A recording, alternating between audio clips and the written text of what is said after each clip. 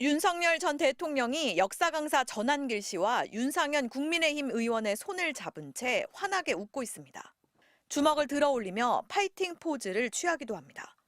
탄핵 반대 집회에서 계몽령을 설파했던 전한길 씨는 자신이 설립한 언론 매체를 통해 윤 전 대통령을 만난 사실을 공개했습니다. 이사를 앞둔 윤 전 대통령이 감사와 위로의 뜻을 전하려고 자신을 관저로 불렀다면서 한 채 흔들림 없는 단단한 표정으로 자신을 맞았다고 전했습니다. 이어 나야 감옥 가고 죽어도 상관없지만 청년 세대들은 어떡하냐며 탄핵 반대를 외친 국민들께 미안해 잠이 안 온다고 말했다고 적었습니다. 국민의힘 대선 주자들도 윤 전 대통령과의 만남이나 통화 사실 등을 공개하고 있습니다. 유력 주자인 김문수 전 장관은 윤 전 대통령이 전화로 격려한 사실을 공개했습니다.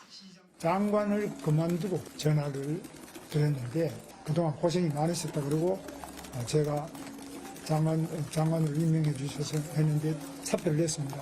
그렇게. 이철우 경북도지사는 한남동 관저에서 만난 윤 전 대통령이 매우 상심한 모습이었고 건강상 이유로 약주도 한 잔 안 하셔서 걱정된다고 밝혔습니다. 이번 선거에서 우리 당이 승리해 자유민주주의를 지켜야 한다. 최선을 다하겠다. 대통령이 되면 가장 중요시 볼 것은 충성심이라는 것을 명심하라는 등 대선을 겨냥한 윤 전 대통령의 발언도 그대로 전파했습니다. 파면 뒤 처음 윤 전 대통령과 독대한 사실이 알려져 이른바 윤심이 실렸다는 평가가 나왔던 나경원 의원은 대선 출마를 예고했습니다. 내란 속의 후계자 자리를 두고 경쟁하는 국민의힘 대선 주자들의 행태에 참담함을 금할 수 없습니다. 국민이 두렵지도 않습니까? 윤 전 대통령 당선의 1등 공신이었던 김종인 전 국민의힘 비대위원장은 윤 전 대통령이 개입하면 국민의힘이 더 망할 거라고 단언했습니다. MBC 뉴스 공윤선입니다. 화면 한번 들어봐 주세요. 윤석열 관저에서 무슨 일이 있었는지 제가 낱낱이 화면에 나오지 않으면 이야기하겠습니다. 관저에 요리사들이 주르륵 들어갔다가 주르륵 나오고 한밤중에 차들이 주르륵 나오면서 과연 무슨 파티를 했는지 저 장면 봐주세요. 차들이 요리사들이 들어가는 장면입니다. 더 한번 틀어주세요. 요리사들 한 번 더 틀어주세요. 요리사 모자가 쭉 들어가는 거 보입니까? 제가 훨씬 더 많은 자료가 있어요. 이 훨씬 더 많은 자료에 한밤중 11시에 차가 줄줄이 나오는 장면부터 지금 파면당했어요. 문재인 대통령한테 청와대 비우라며 김은혜가 나와서 왜 청와대 비우지 않냐 그래서 청와대에 나와서 호텔에 있다가 가신 분이 문재인 대통령이에요. 그런데 파면당한 지 언젠데 내가 앞으로 비슷한 청소하고 있다는 얘기도 들었는데 왜 나가지는 않고 요리사들이 저기를 뛰어 올라가는 겁니까? 지금 내가 더 틀면 탑차가 들어가는 장면이 있어요. 그리고 한밤중 11시에 차들이 주룩주룩 나오는 장면이 있어요. 도대체 여기서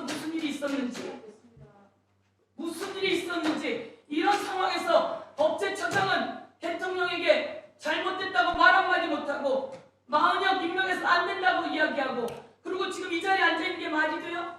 그리고 대통령도 아닌 자가 자, 정리해 주세요. 맞춰가지고 뭐 잘하려고 한다고요? 그 4월 4일 11시 22분부터는 대통령에서 파면됐습니다. 그때부터는 국가 예산이나 이런 걸 사용하면 안 되게 돼 있거든요.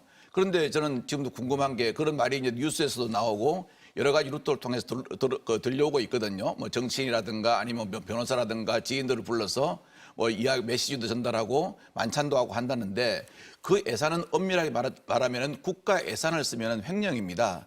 예전에 문 전 대통령 계실 때 그다음에 가족들이 와서 뭐 좀 이렇게 거주한 적이 있었지 않습니까? 그때도 어떤 그 야당에서 그걸 문제 삼아가지고 제가 알기로는 그때 당시 사비로 그 사람들 어떤 식비라든가 이런 걸 산 걸로 알고 있거든요. 지금 과연 저런 비용이 우리 국민들의 세금으로 나가는 건 아닌지 저는 상당히 그 부분은 짚고 넘어가야 될 부분이라고 생각합니다.